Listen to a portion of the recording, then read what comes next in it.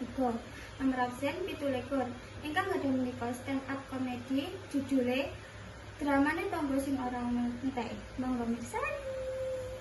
Ketiga tangga kuwi duwe bakat alami sing ora diajari.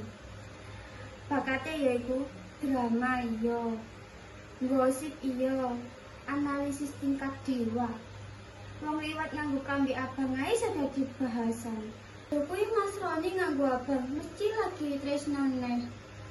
Padahal wonge mung salah njogok kambi turu. Nek omahmu ora ndek CCTV ora usah kuwatir. Tanggamu sing ibu-ibu kuwi CCTV urip.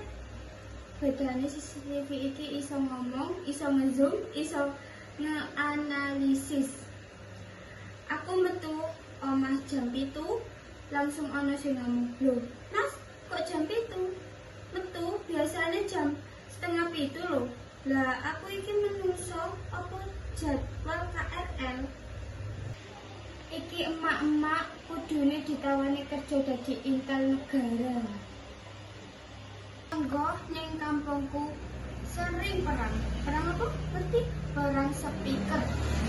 Sing siji nyetel dangdut, Joko Tingkir ngombe jawar. Sing sebelah bales campuran banyu langit.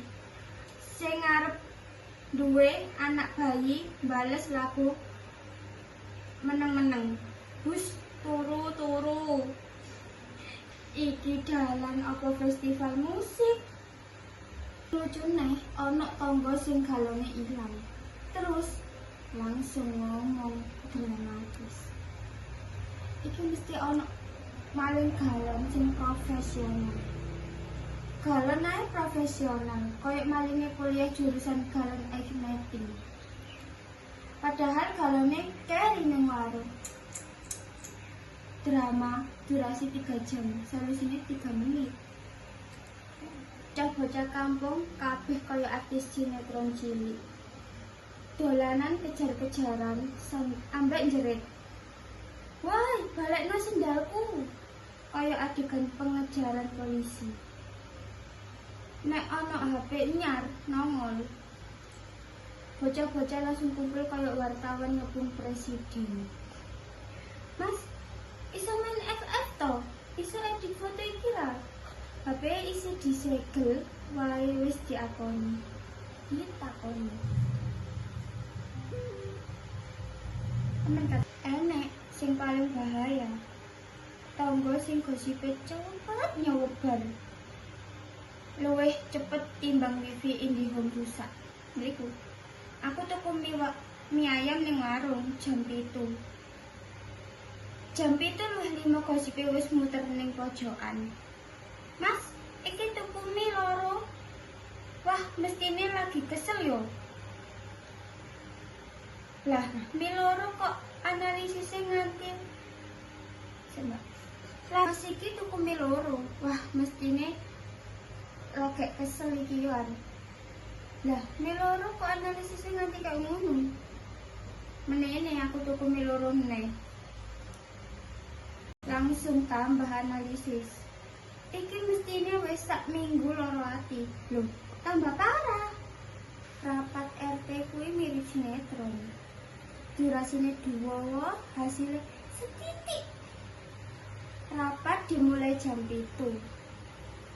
Jam 8 debat masalah. God mampet. Ngerti God mampet? Jam 9 isi rembukan God. Jam 10 diputuske. Yo gote diresiki bareng-bareng wae. Wah, 3 jam. Mek gawe keputusan sing jelas tutu awal. Iki rapat apa sinetron? Tapi masih yo drama akeh, rempong, gosip. Nek ana sing susah, tangga-tangga iki yo tetep langsung kompak ngewangi kabeh. Ana sing loro langsung ana jatah sayur sak wajan. Ana kondangan kabeh gotong royong. Ana bocah keslipet sing ndelok 40 wong, tapi sing ngewangi ya tetep ana. Mergo apa? Tangga kuwi ya keluarga. jarak 3 meter. Tapi sing jenenge dramane tangga kuwi ora ana mandeke. Iki malah tambah rame. Kampungku kuwi koyo TV series. Saben minggu ana episode anyar. Kadang aku nganti mikir, iki urip apa FTV Ramadan Reru? Contone, ana tanggaku jenenge Hurianti. Hurianti kuwi wonge perasa banget. Sak kampung tau ngerti nek dheweke nesu. Sak kampung tau ngerti nek wonge nesu. Soale nek nesu tutuke iso ngalahno toa masjid. Iki aku ndelok Hurianti nesu. Tak kira apa ya? Lah kok mek gara-gara kumbahane ilang siji. Kaos kolor ijo loreng. Ya Allah. Kaos kolor sing misale ilang ya wis wong regane mung 3.000 ning pasar. Tapi Hurianti nek nesu sak kampung sing durung krungu dielingi nganggo speaker aktif. Wong sing njupuk kolorku muga-muga sikile kram sak weton. Waduh, aku sing krungu mung mikir, "Bu, sing njupuk kolor jenengan iku ora mung maling profesional, paling bocah-bocah ora usah diputuk semono seriuse no."